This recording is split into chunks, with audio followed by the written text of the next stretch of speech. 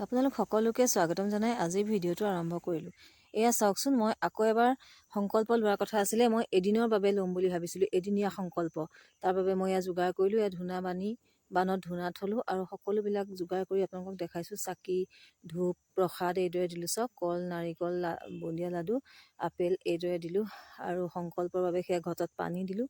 এইদৰে মই আৰম্ভ কৰিছোঁ হনুমান চালিচা পঢ়িবৰ বাবে।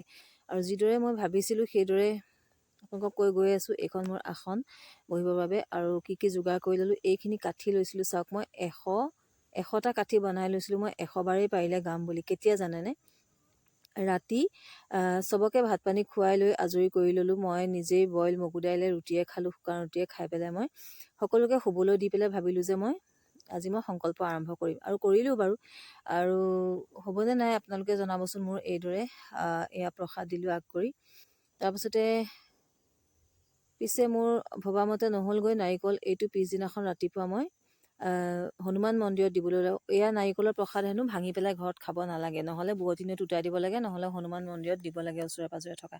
পিছে আমাৰ বোৱতী নদী নাই, সেইবাবে আমাৰ এভাগ মন্দিৰ আছে, কুৰালৰ গুৰি বুলি কয়। তাতে গৈ পেলাই এয়া দিবলৈ গ'লোঁ। তাত কিন্তু কোনো নাই, নথকাৰ বাবে বাহিৰতে চাকি জ্বলালোঁ, ধূপ জ্বলালোঁ আৰু নাৰিকলটো এনেকৈ দিলোঁ। দি পেলাই আপোনালোককো দেখালোঁ মন্দিৰ ভাগ অকণমান।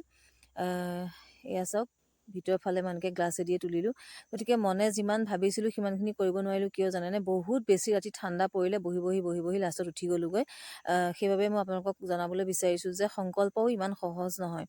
আগৰবাৰ মই 11 দিনীয়া সংকল্প লৈছিলোঁ, সেইখিনিয়ে মই কমপ্লিট কৰিছিলোঁ। কিন্তু মই এদিনীয়া সংকল্পত মই অকণমান মনটোত যেনিবা খোকোজা থাকি গ'ল। ইমান বেছি বাহিৰৰ গোঁসাই ঘৰখনত মোৰ ঠাণ্ডা সোমালে, মই ভবামতে কৰিব নোৱাৰিলোঁ কামখিনি। তথাপিতো মই সম্পূৰ্ণ কৰিলোঁ আৰু পিছদিনা ৰাতিপুৱা গা ধুই আহি এইদৰে মই নাৰিকল ল'লোঁ।